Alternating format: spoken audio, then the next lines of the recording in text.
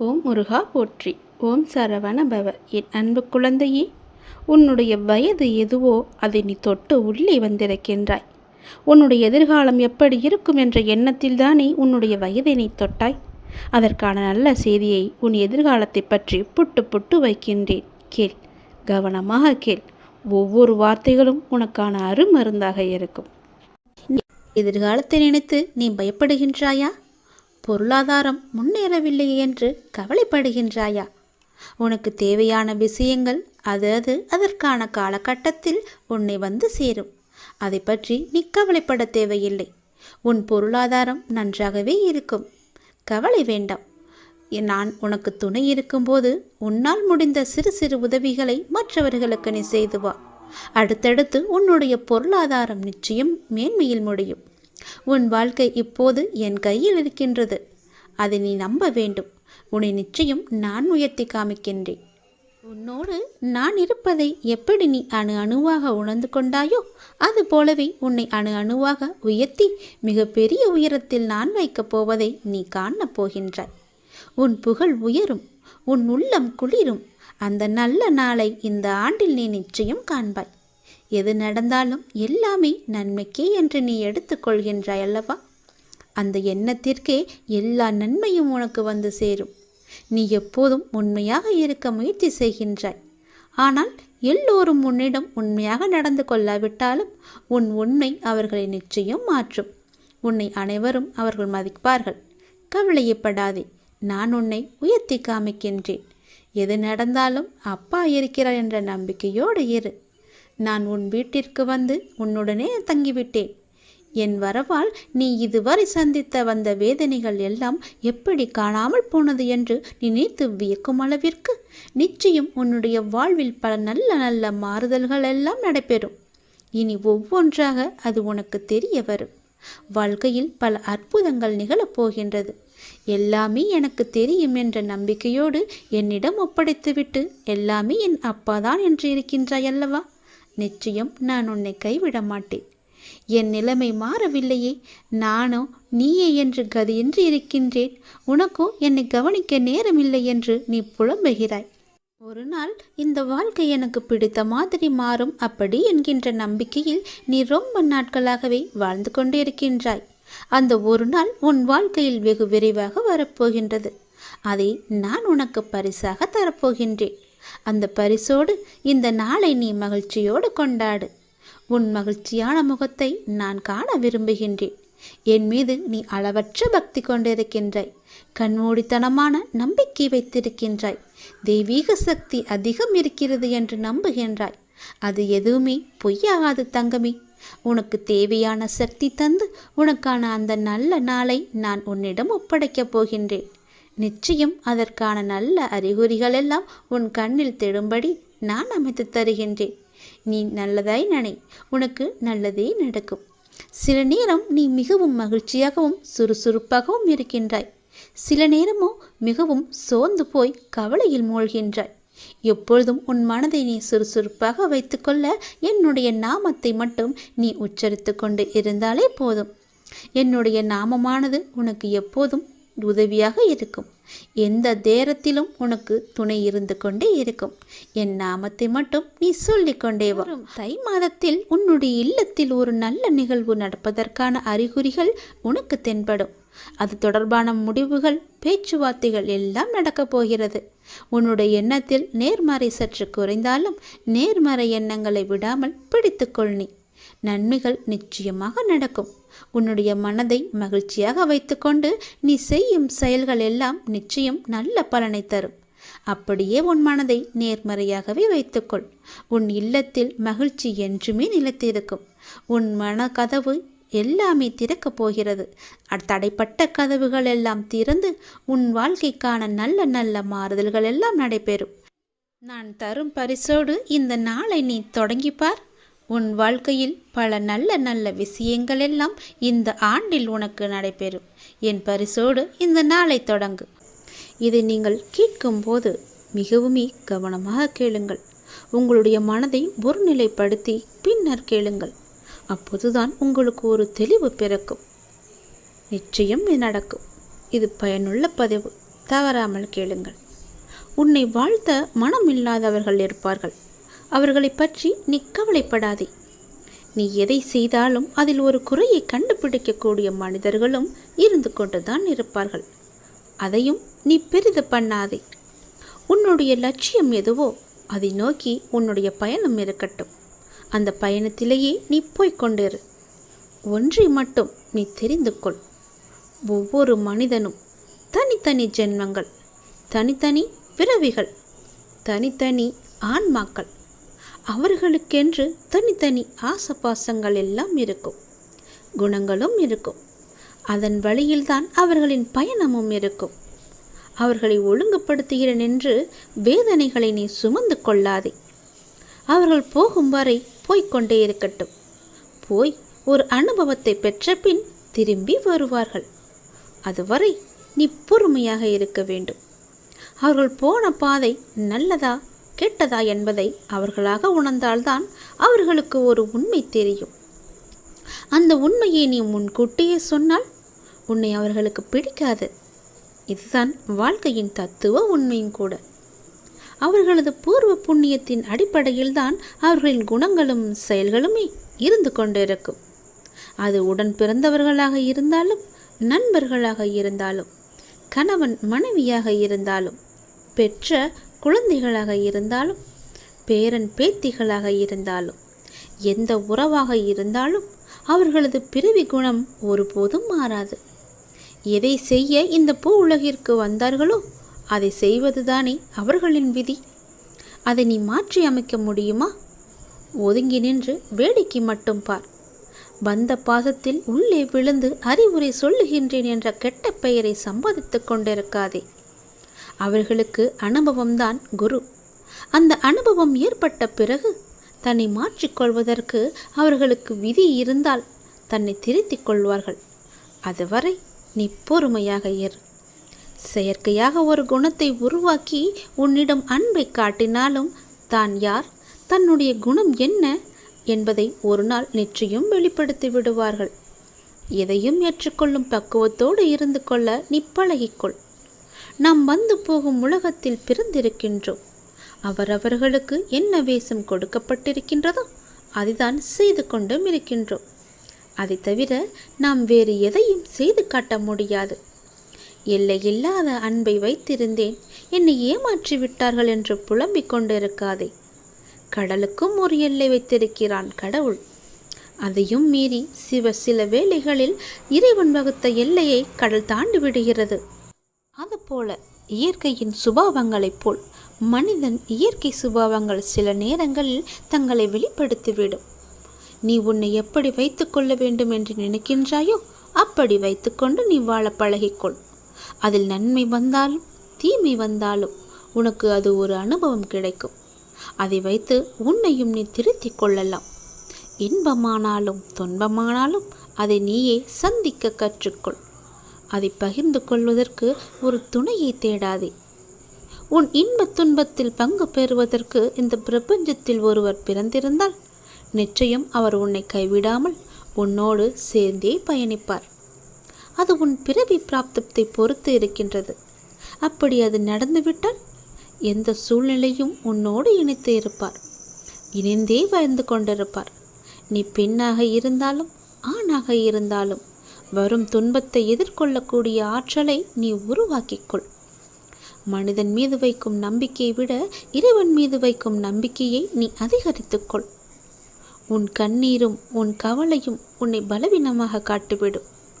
அழுவதாலும் சோர்ந்து போவதாலும் ஒன்றும் நடக்கப் போவதில்லை.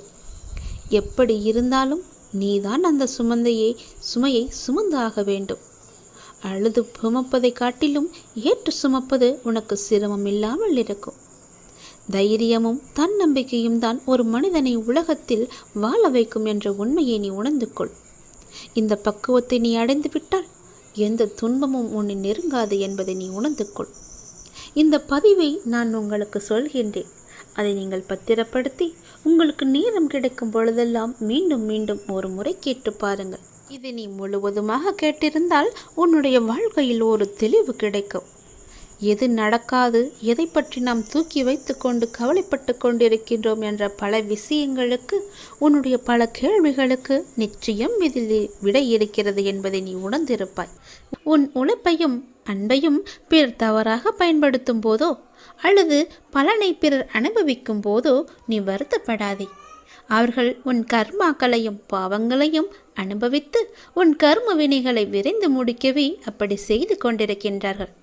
நான் தான் அவர்களை அனுப்பி வைத்திருக்கின்றேன். அந்த சமயத்தில் உனக்கு வருத்தம் அளித்தாலும் உன் கர்ம வினைகள் குறைகிறது என்று நீ நிம்மதி கொள். எந்த சூழ்நிலையிலும் இழந்து போனதையும் தொலைத்து விட்டதையும் எண்ணி நீ மனதில் கவலை கொள்ளாதே. நடப்பவை யாவும் நன்மைக்கு என்று நம்பிக்கையுன் உன் லட்சியத்தை நோக்கி நீ முன்னேறிச்சல். எல்லாம் நன்மைக்கே என்று சொல்கிறீர்களே, ஆனால் என் வழிகள் அப்படியேதானே இருக்கின்றது.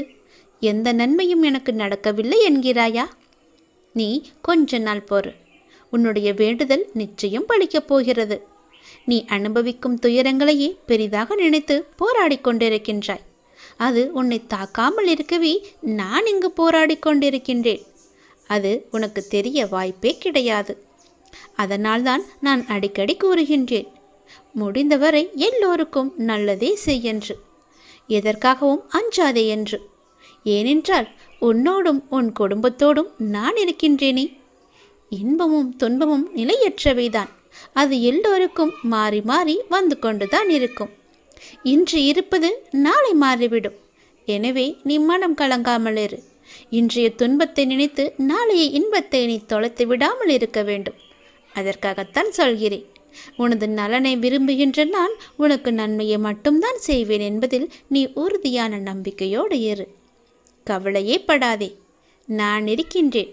என்றும் எங்கெங்கும் எப்போதும் என்றென்றுமே உன்னோடு. உனக்கு நல்லது மட்டுமே நடக்கும். நீ என் பரிபூர்ண அருள் முழுவதையும் பெற்றுவிட்டாய். என் ஆசீர்வாதத்தையும் அன்பையும் நீ பெற்றுவிட்டாய். உன்னுடைய பக்தியால் நான் உனக்கு அடிமையாகிவிட்டேன் என் தங்கமே. என்னிடத்தில் நீ பக்தி செய்ததால் நீ வருவாய். நிச்சயம் தொண்டு செய்வாய். அதன் மூலம் நான் உன்னிடத்திலேயே நான் ஐக்கியமாகி விடுவேன். உன்னுடைய வருகைக்காக நான் காத்து கொண்டிருக்கிறேன். நீ என்னிடம் வந்து மற்றவர்களுக்கு நீ தொண்டு செய். எனக்கு தொண்டு செய்ய வேண்டாம். மற்றவர்களுக்கு நீ தொண்டு செய்தால் நான் உன்னிடத்தில் வந்து உனக்கே நான் அடிமையாகி விடுகிறேன். உன்னிடத்திலே நான் இருந்து உனக்கு வேண்டிய உதவிகளையெல்லாம் நான் செய்கின்றேன். நீயோ மற்றவர்களுக்கு உதவி செய். உனக்கு தேவையானது எதுவோ அதை நானே தருகின்றேன். நீ அள்ளி அள்ளி கொடு. நானும் உனக்கு அள்ளி அள்ளி தருகின்றேன். நான் கொடுப்பதை வைத்து நீ மற்றவர்களுக்கு கொடு. உன் வாழ்க்கையில் பல நல்ல நல்ல மாற்றங்கள், நல்ல நல்ல நிகழ்வுகள், நீ கேட்ட சந்தோஷங்கள், மன மகிழ்ச்சிகள் எல்லாமே உனக்கு கிடைக்கும். நீ கேட்ட பண பிரச்சனை எல்லாமே தீர்ந்துவிடும். நான் உனக்கு அள்ளி அள்ளி தரும்போது நீ உன் இரு கைகளையும் தூக்கி அதை வாங்கிக்கொள். நான் தருவது உனக்காக மட்டுமே. உன்னுடைய உண்மையான பக்தியால் நீ என்னை வென்று விட்டாய். நீ என்னை அடிமையாக்கி விட்டாய். நான் உனக்கு எப்பொழுதும் தொண்டு செய்யவே நான் காத்திருக்கின்றேன். அதுபோல நீயும் தொண்டு செய்து மற்றவர்களின் வாழ்த்துக்களை நீ பெற்றுக்கொள். அதன் மூலம் உன் வாழ்க்கை மிக சிறப்பாகவே மாறும். நான் உன் நல்ல எண்ணத்தில் தான் நான் வைத்திருக்கின்றேன். அதுபோலவே நீயும் செய். உன்னையும் எல்லோரும் போற்றுவார்கள். நன்றாக இருப்பாய் நீ. திருச்செந்தூர் முருகன் நான் உனக்கு அள்ளி அள்ளி கொடுக்கப் போகின்றேன். சந்தோஷமாகவே பெற்றுக்கொள். நீ நல்ல காலம் உனக்கு பிறந்து விட்டது தங்கமே. இனி நடக்கப் போவது எல்லாமே நன்மையாகவே இருக்கப் போகிறது. நீ செய்வது எல்லாமே நன்மையிலேயே முடியப் போகின்றது. ஏனென்றால் உன்னுடைய பாவ காலம் எல்லாமே முடிந்து விட்டது. புண்ணிய காலம் ஆரம்பித்து விட்டது. நீ செய்த புண்ணியத்திற்கேற்ப நல்ல நல்ல பலன்கள் எல்லாம் உன் வாழ்வில் நடக்கப் போகின்றது. மனதில் ஏற்படும் தேவையற்ற சஞ்சலங்களை கண்டு கொள்ளாமல் நீ விட்டு விடுவதுதான் உனக்கு நல்லது. ஏனென்றால் நல்ல காலம் பிறந்து விட்டதல்லவா? சஞ்சலங்களை மனதில் வைத்துக்கொண்டு அந்த நல்ல காலங்களை நீ அனுபவிக்க வேண்டும். அதை தவற விட்டு விடக்கூடாதல்லவா? அதற்காகத்தான் சொல்கிறேன். உன் மனம் சஞ்சலத்தில் இருந்தால் அதை கண்டு கொள்ளாமல் விட்டுவிடு. நல்ல நேர்மறை சிந்தனைகளோடு உனக்கு என்ன வேண்டும் என்பதில் மட்டும் நீ தெளிவான முடிவோடு உன் வாழ்க்கையை எதிர்கொள்ள தயாராக இரு. எல்லாமே நல்லபடியாகவே நடக்கும். உன் மனதில் ஏகப்பட்ட குழப்பங்கள் இருக்கின்றது. அந்த குழப்பத்திலிருந்து நீ எப்படி வெளிவர வேண்டும் என்பதை நான் சொல்கிறேன். அதன்படியே நீ நடந்து கொள். உன்னுடைய உன்னுடைய எதிர்காலம் மிக சிறப்பாக நல்லபடியாக இருக்க நீ சில முடிவுகளை துணிந்து எடுக்க இருக்கின்றாய். அதனால் உனக்கு நன்மை நடக்குமா நடக்காதா என்ற குழப்பத்திலும் நீ இருக்கின்றாய். கவலையப்படாதே, நீ எடுத்த முடிவு சரியானது. எனவே நீ எடுத்த முடிவை பற்றி கவலைப்படக்கூடாது. இனி அதில் சில பயணங்கள் வரப்போகின்றது, பல பல மாற்றங்கள் வரப்போகிறது. அது உன் வாழ்வில் நல்லதாகவே நடக்கப் போகிறது. எல்லாம் உனக்கு நன்மையே செய்யும். அதனால் அதை பற்றி குழப்பாமல், மனதை போட்டு வருத்தி கொள்ளாமல் நீ எப்போதும் என்னுடைய நாமத்தை மட்டும் உச்சரித்து கொண்டே இரு. அது உன்னை எல்லா ஆபத்திலிருந்தும் காத்துவிடும். கலங்காதே. எப்போதெல்லாம் உனக்கு உன் மனதில் பயம் தோன்றுகிறதோ அப்போதெல்லாம் என்னுடைய நாமத்தை நீ சொல்லி வா. மற்றவர்கள் உன்னை பற்றி பேசுவதை நீ கவனத்தில் கொள்ளாதே. மற்றவர்கள் வாயை நம்மால் அடைக்க முடியாது. அதனால் நம் காதை அடைத்து கொள்ளலாம் அல்லவா? நம் காதை அடைத்து கொண்டு அதன்படியே நீ போ. உன் மனதிற்கு என்ன தோன்றுகிறதோ அதன்படியே செய். உன் வாழ்க்கையில் எது சரியானதோ அதை நீ செய்து வா. நான் இருக்கின்றேன் உனக்கு. உனக்கு நல்லது நடக்க நான் அமைத்து தருகிறேன் எல்லாவற்றையும் உனக்கு சாதகமாக. உன்னுடைய மன வருத்தம் மாறும். சில அற்புத நிகழ்வுகள் அடுத்தடுத்து உன் வாழ்வில் நடக்கப் போகின்றது. நான் உன்னை ஒருபோதும் கைவிட மாட்டேன். நீ கேட்டவற்றை உனக்கு நான் கிடைக்கச் செய்வேன். நன்மையும் தீமையும் மாறி மாறி வந்து கொண்டுதான் இருக்கும். இதுதான் எல்லோருக்குமான வாழ்க்கை.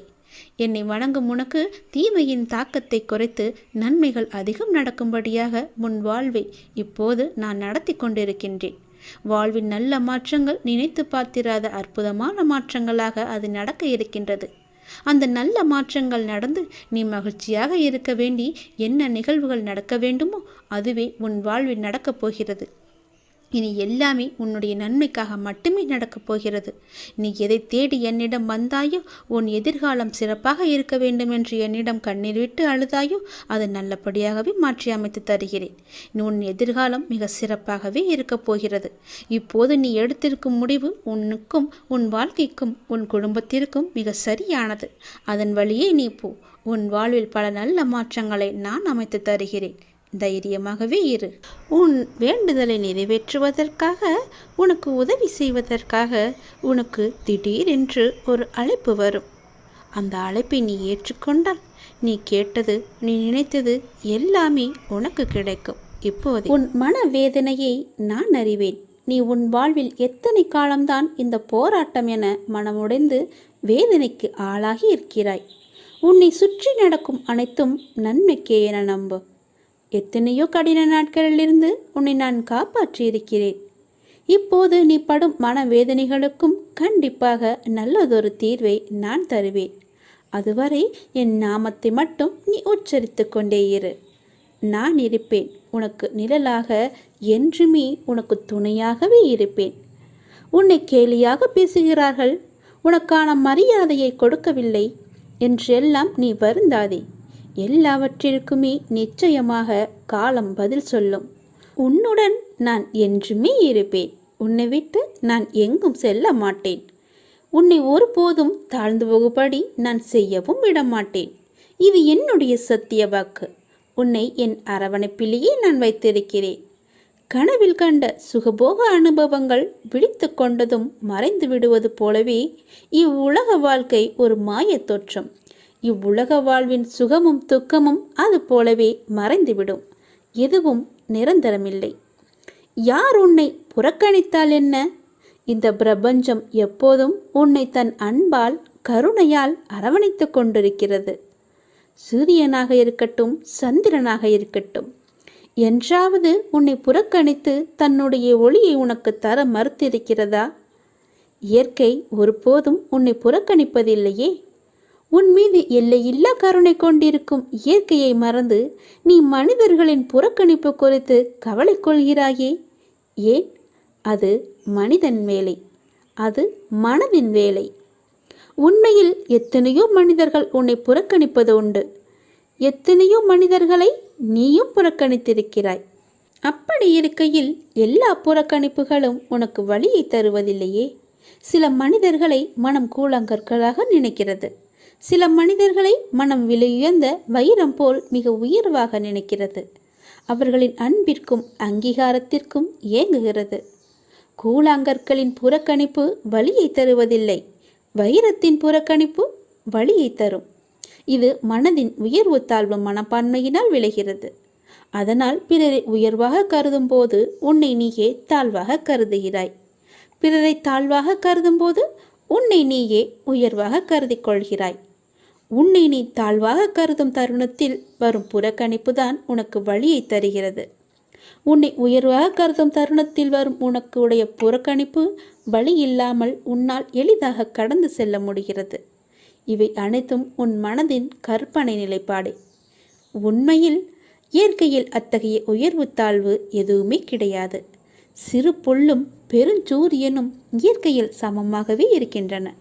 ஆக இப்போது உனக்கு தேவை சமமான பார்வைதான், சமநோக்கு பார்வை. நீ நன்றாக தியானம் செய், இயற்கையை நேசி, உன்னுடைய வழிகள் எல்லாம் மறையும். பாராட்டுக்காக இயங்கும் நேரத்தில் நீ எத்தனை பேரை பாராட்ட மறந்திருக்கிறாய் என்று எண்ணிப்பார். இது இயல்பே என எண்ணு. வேகமாக சென்று கொண்டிருக்கும் போது பார்க்கும் இயற்கை அழகை நின்று பார்க்க நேரம் இருப்பதில்லை. அதற்காக இயற்கை தம் அழகை குறைத்து கொள்வதில்லை. அது அதனுடைய இயல்பாய் இருக்கிறது. அதுபோல் இயல்பாய் உன்னுடைய கடமையை செய். எல்லாமே மாறும். உன் மனம் மாறினால் மட்டுமே உனக்கான எல்லாம் மாறும். உன் பாரத்தை என் மீது வை. மனசாந்தி இல்லாத என்ற ஒரு அங்குல இடம் கூட இவ்வுலகில் கிடையாது. உன் பாரத்தை என் மேல் வை. என் மீது உன் பார்வையை திருப்பு. என்னையே தியானி. நிச்சயமாய் நான் உனக்கு சாந்தியை அளிப்பேன். என் வார்த்தையை நம்பு. உனக்காக ஒரு புதிய கதவு திறக்க இருக்கிறது. தற்போது நீங்கள் எதிர்கொண்டு இருக்கும் சவால்கள் எல்லாம் முடிவுக்கு வர உள்ளன. திடீரென அவசரமான வாய்ப்புகளும் வழி தெளிக்கும் ஆசீர்வாதங்களும் உனக்கு கிடைக்கப் போகிறது. பொறுமையாக இரு. என் நேரத்தை நீ நம்பு. உனக்கான நல்ல நேரத்தை நான் உருவாக்கி கொண்டிருக்கிறேன். மிக விரைவில் அந்த நேரத்தில் நீ காலடி எடுத்து வைக்கப் போகிறாய். உனக்கு குபேர யோகத்துடன் மகாலட்சுமி கடாட்சத்துடன் ஒரு நல்ல வாய்ப்பு உனக்கு தேடி வந்து கொண்டிருக்கிறது. சீக்கிரம் அது உன் வாயில் கதவை தட்டும். அது உன் கையில் கிடைக்கும். அன்று முதல் நீ பொற்பாதங்களாக உன் வாழ்க்கை பொன்னொளி வீசும் நன்னாளாக மாறும். உன் வாழ்க்கை அழகிய பூங்காவனமாக இருக்கும். இனி எல்லாம் நல்லதாகவே நடக்கும். நீ தொட்டது எல்லாம் பொன்னாகும் நேரம் வந்து விட்டது. என் வார்த்தையை நம்பு. என் சொல்படி நட. நான் உனக்கு சொல்வது எல்லாமே உன்னுடைய நன்மைக்குத்தானே. பிறகு எதற்காக என் மேல் இப்படி நீ நினைத்து கொண்டிருக்கிறாய்? அப்பா நடத்துவாரா நடத்த மாட்டாரா என்று ஏன் யோசிக்கிறாய்? உனக்கு எல்லாம் நல்லதாகவே நடக்கும். நான் நடத்தி காமிக்கிறேன்.